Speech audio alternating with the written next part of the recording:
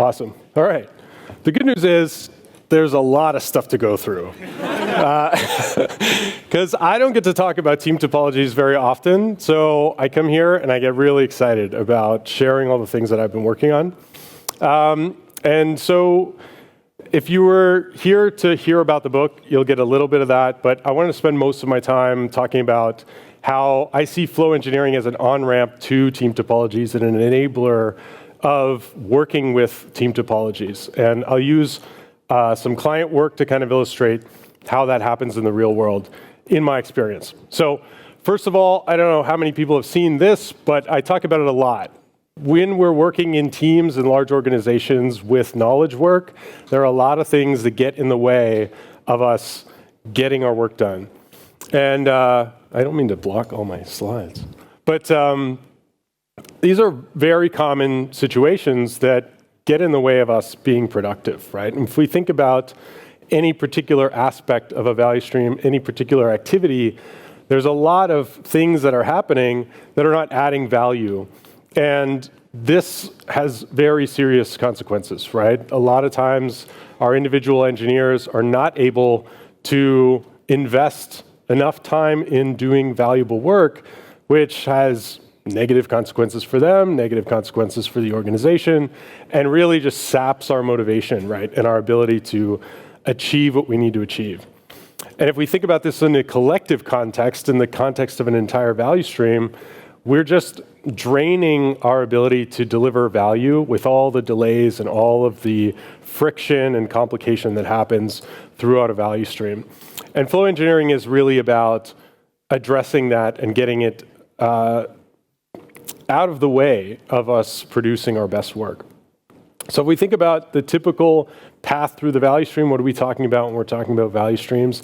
Essentially, it's just the path through the organization that the work takes to deliver value, all the way from inception to delivery to customers. And this is really important because that's the scale that matters in terms of organizations. So if we're thinking about team topologies and teams, we need to roll it all up into the context of the overall organization if we're talking about delivering value in most cases. In a lot of cases, we can deliver a feature in a team, we can deliver maybe a component or an API, but the entire experience that's delivered to the customer is what matters, and sometimes that requires many, many stakeholders across multiple silos, especially when we're talking about global organizations.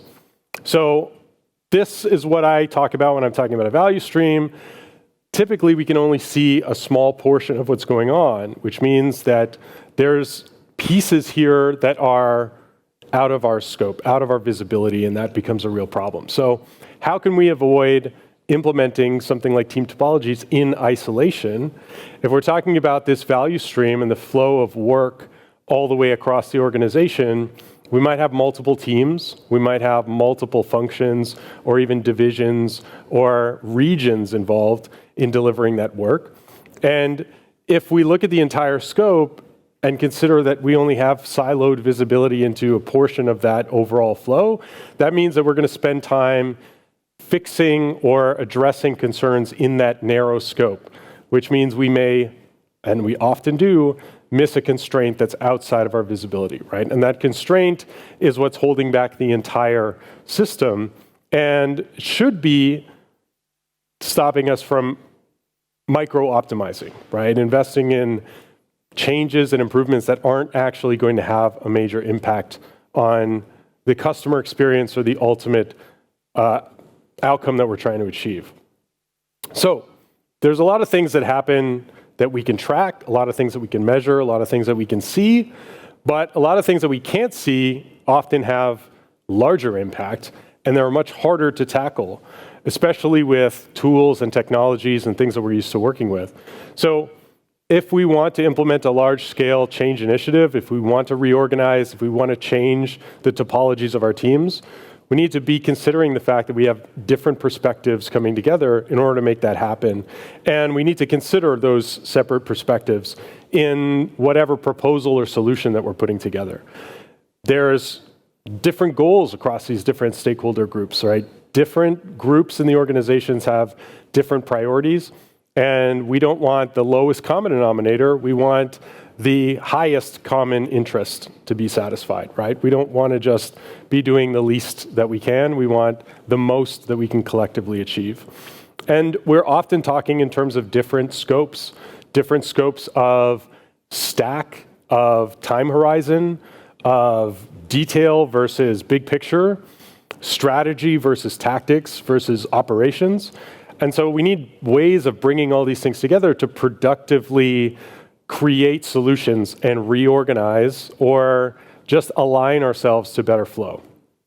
So this is something that I have had a lot of experience and a lot of success with using mapping and collaborative mapping in order to sort out all that chaos and bring people together and align those perspectives towards something that actually makes a difference for flow.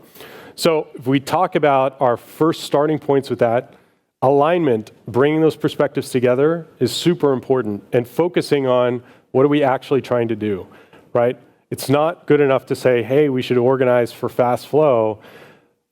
That should be in service of something, right? That should be in service of customer outcomes or revenue or cost savings or something that really matters to everybody in the business, or at least the levels that you are trying to convince to give you budget, space, resources, et cetera, et cetera. So from there, we look at what are we actually doing today? So what is the flow of work currently across teams, inside teams, at whatever scope?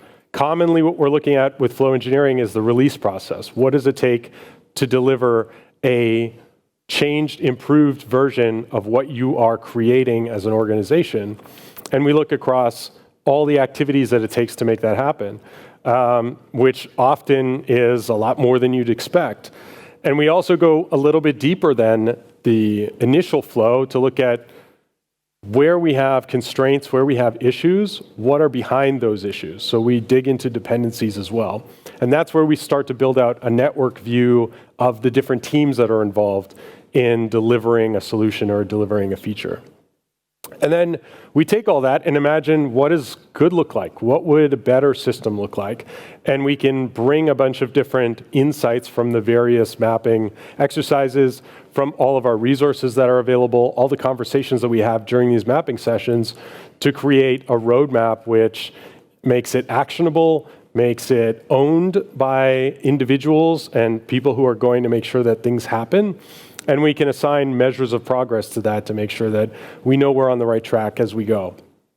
So how can flow engineering help with a Team Topologies effort, or in enabling Team Topologies to kind of evolve in your organization over time? It provides an easy on-ramp for people who are outside of this initiative, or you just making sense of things and trying to line up all the raw material and context that it takes to make good decisions about how you should organize. So the mapping can form this understanding for you to use as a reference to draw insights from, to understand where is the flow breaking down and what might we do about addressing those concerns. It builds alignment because what we're doing when we're mapping is we're doing it together with people. We're creating a shared view that brings us all onto the same page and shares different senses of value and direction and incentive so that we can all understand what motivates everybody else and how we can be commonly motivated by high-level value and things that we really need to get done from an organizational perspective. Often we have localized concerns that hold us back. And we can bring all that together and try and align to a North Star, something that we all have in common that can bring people to the table and get them excited. So it also boosts engagement. A lot of these things struggle to get started. You might lose momentum because it's a big job to reorganize around flow. Often we don't even really know what that looks like. But by stepping through very specific mapping practices, we know where we are at any given moment, we know what our destination is, and we are stepping through incremental activities that bring us closer to our ability to reorganize with confidence. So holistically, this looks like a bunch of different activity on a digital whiteboard. So we often use Miro or Mural, but you can use anything that you have available. You can even just use a wall and a bunch of sticky notes. But this is increasingly digital just because we have folks often from different regions participating, with different availabilities. Some people are home, some people are in the office, and this works really well. It also is a great way to capture things for the future and iterate on the actual maps themselves as you go forward. So you can have these as living workspaces that change along with your understanding of what's happening and where you're going. So in terms of a value stream map, very, very simple example, but we're able to, using this basic skeleton of what's happening and what are the stages of activities that happen, to layer on a bunch of different information. We can represent where we see rework, where we see missing criteria, bad requirements resulting in confusion or delay downstream, where we see high cognitive load because we have lots of tools involved, lots of components, lots of artifacts being created or consumed. And we can dig deeper in here wherever we see opportunities to find out what's behind the delay here, what's behind the complexity that we're seeing in the value stream. So in a more common example, we see something a much more large scale than this. We're often not trying to go for hundreds of stages, but we might get up to 20 stages. We might have some things happening in parallel. We'll have comments represented on the board. We have lots of information that we can layer on top of this basic structure. And then we can look at how do we reorganize that for better flow? How do we pull non-value added activities out to operate in parallel? How do we offload them to passive or automated activities so that we spend more time in the value stream on human activities and things that require people to do to get the best outcome? When we look across multiple value streams, we can start to see common constraints and concerns that help reveal the underlying interconnections between streams, the common dependencies. Often these are the biggest opportunities and where you might want to see a transition from a shared services team to a platform team, or talk about why your platform team isn't actually a platform team, because it turns out it's holding back all these teams that should be able to access something via self-service. So being able to connect these streams, find commonalities, common struggles, and see those connections is your first step to building out the value stream network that is all the interconnected flow in your organization at large scale. So if we're talking about how we go from flow engineering to team topologies, often what happens is we start from a value stream, or at least in my experience, people bring me in to map value streams and then look at the larger network as a result of digging into those dependencies and finding common issues. So if we're going from stream to network, first of all, what we do, we highlight what are we trying to do? What are we trying to achieve? This is so easy to skip. It's so easy to assume that we all know what we're trying to do, but there's magic in clarifying it and making sure that it's absolutely clear to everybody. Then we'll look at one value stream. Often we'll map two value streams so that we can start to see commonalities and those common dependencies. And then we'll dig into those dependencies, and that becomes the foundation of our understanding of the value stream network. We sort of start in one place and start to fan out to see, okay, well, that is delivered by this group, and this is supported by that group, and you start to see the network grow. And then we can use that information about the performance of all those teams, which ones are common dependencies, which ones are high cognitive load or often held back by, let's say, immature practices. And we could start to reorganize them around team topologies that work best for the needs of the organization and the network as a whole. Sometimes we go from network to stream. So I unfortunately missed Suzanne's talk earlier. She would probably 100% talk about this, which with more detail than I would. But hopefully you have some understanding of when we're talking about the large-scale network and we get there through something like Wardley mapping, we still want to understand what our target outcome is first, but we might be jumping directly into the value stream network by looking at a Wardley map of different capabilities that the group delivers. So if that's your lens and you're starting from, we have a bunch of interconnected capabilities, then you want to understand how are those actually delivered. So we can figure out where are the common choke points, where are the points in that value stream network where we have a lot of dependencies. They're connected to a lot of different teams. And so if we are to elevate their performance, we are unlocking better performance for all those interdependent teams. And then we might zoom into that area where we see a constraint or a high degree of dependency and understand what is their flow, what's holding them back, how do we level them up so they level up everyone who depends on them. And we can use that information to reorganize, so to pick team topologies that better fit that operating model. So what this often looks like in engagements that I run is we will work from a customer perspective to look at what are the needs of the customer, what are the things that they're coming to us for, what is the value that they're getting from our organization, and how is that delivered to them. So we'll use a customer journey map often, or we'll use kind of a customer operational map. What are they doing when they come to us on a regular basis after they've become a customer? But that connects to their needs, that connects to capabilities that are delivering solutions to satisfy those needs. And then there's the teams and value streams that are delivering those capabilities. So we can work backwards from customers. And this is a great way to bridge the gap between team topologies and the business that really doesn't care about how things get done, but they want customer outcomes. They want things to be delivered. They want value to be delivered to customers. So we can map this a number of different ways. This is kind of the network in view. But if we're starting from a value stream, then we can also place that in the context of a customer, and we can look at what is actually involved behind the scenes to support all of this. And this is where I think team topologies is very valuable, to think about what is underpinning each of these activities that we perform across the value stream. What are the supporting and enabling capabilities that are delivered by other teams that we depend on? And this is, again, another way of building out that inside-out view to see what's actually behind all the things that we take for granted, or all the things that we go run around to consume or put together.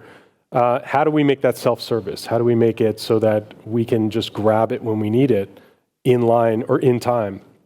So we have various platforms. It was great to hear Manuel talk this morning about different platforms that people might not necessarily think of as platforms, but I think he said it very well. Anything that really enables self-service and enables the teams that depend on the availability of capabilities to be able to get those self-service on demand whenever they want without interrupting a team to get it, I think is really a key factor in unlocking fast flow. And so another way that we can look at this is backwards from the customer. So if we think about customers and what they need, they're coming to us to satisfy specific needs, to do specific things. And then we have products that are supporting those needs and satisfying the needs. And they are supported by runtime capabilities. So there's different aspects of this that we need to consider. And in some of my clients, all they care about is runtime. They care about what's happening for the customer who's trying to do the thing that they want to do. And so I can work backwards from that to get to team topologies and then port that over to the value stream. And often that's what I'm doing. I'm talking about, okay, let's meet you where you are. The model that you're talking about is how do customers do the thing that the feature delivers?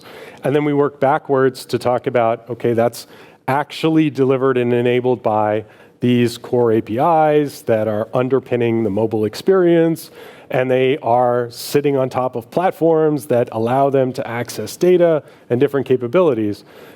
This is just another way of kind of visualizing and meeting people where they are with whatever the frame that they're in looks like. Some people are talking about runtime, some people are talking about build time. Most of the time, when I'm talking to teams, they're talking about build time. They're talking about value streams, which is how do we get the thing done? Because the big bottleneck, the big constraint and concern is how do we work faster? How do we work more effectively? How do we get rid of all the toil and delay? So we focus more of our time on build time, but build time is in service of runtime.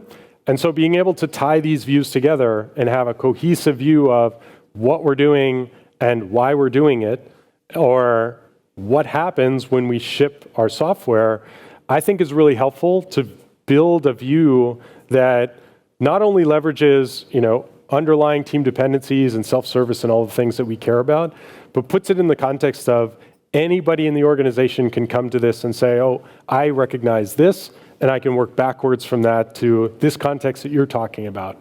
So this is another way of just meeting people where they are and bringing them into a shared understanding of what we're talking about when we're talking about dependencies or we're talking about platforms, right? Because often we have our understanding of this and someone else is coming in and they hear platform and they're thinking something completely different, right? So I love working backwards. So what this looks like if I'm illustrating this backwards from a customer, which is what my senior executives and my board members care about. I have a customer, they have needs that is satisfied by delivered products that have dependencies that my delivery teams rely on. And those dependencies also have dependencies, right? So we see the network everywhere. We see these dependencies on dependencies. And sometimes that leads us to go and diagnose a flow issue way deep down in the stack because it's actually holding all those dependencies back. Another way to think about this is if we are thinking from the runtime perspective, we can also work backwards through what are the applications and their runtime dependencies and what those runtime dependencies actually rely on. So from any perspective, we can sort of craft this narrative, and I have to use these all the time because different people that I'm talking to in the organization are listening for different things, or they're coming with a specific context. And so these are different ways of illustrating the same thing for an audience that is only listening for something very specific, right? Or they're coming in with a very specific frame.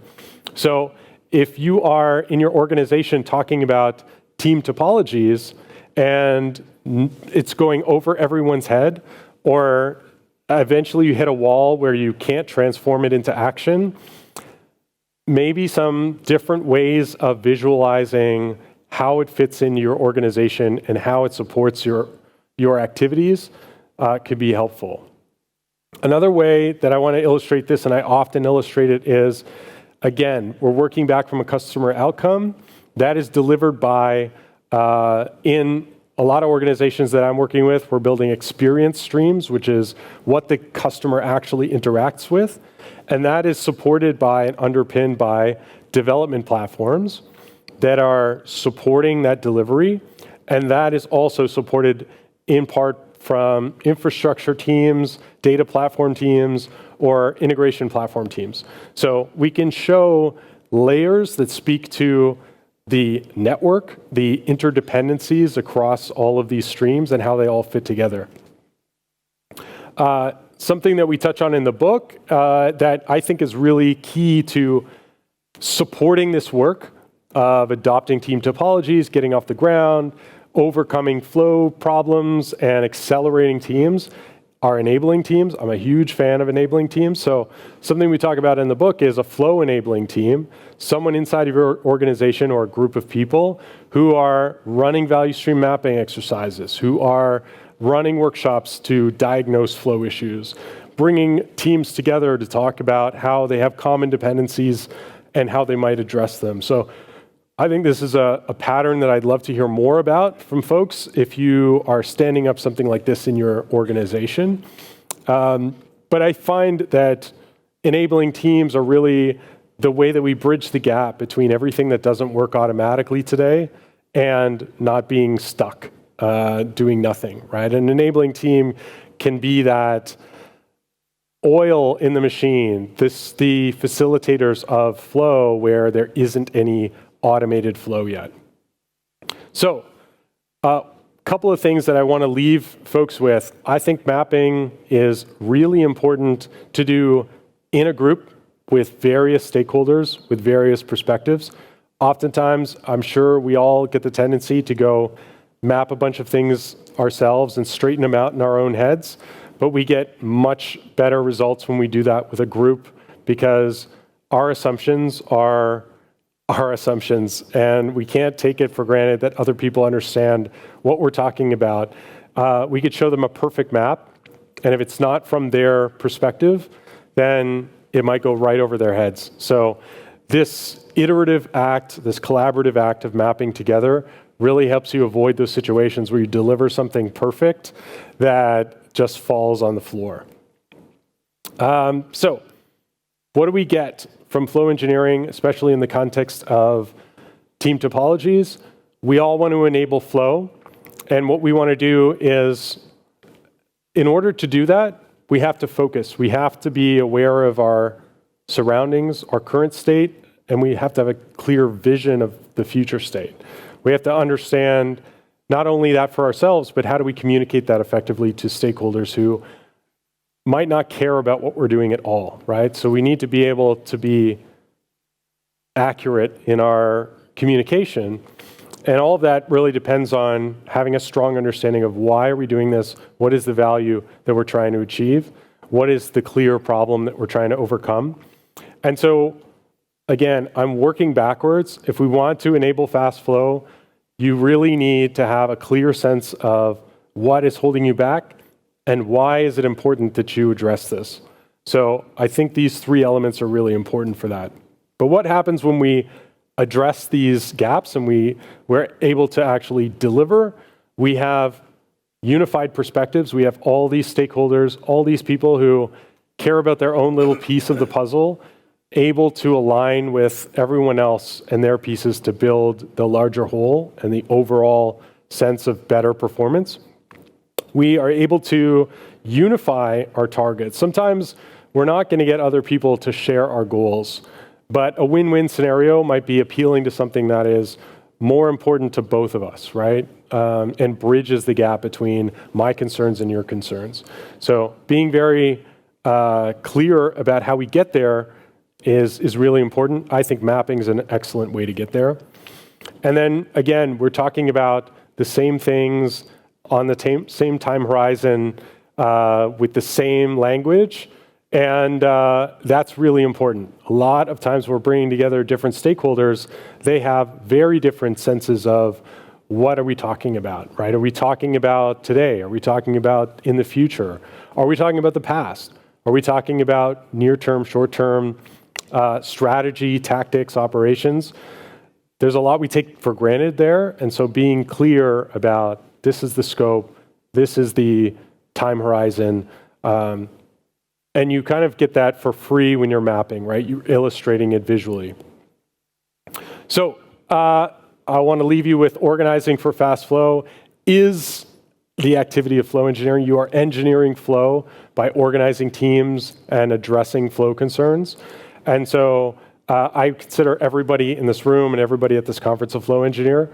And I hope that you connect with me and share your stories and your concerns and your challenges, because I'd love to hear about them. I'd love to share my experience with you and learn from you, because I think this is largely unexplored territory. There's lots of new stuff that we're doing here, and that gets me really excited. So if you're interested about the book and you'd like to see more about that, there's a site, flowengineering.org, that has information about it, but you can grab a copy. It's released on everything now, and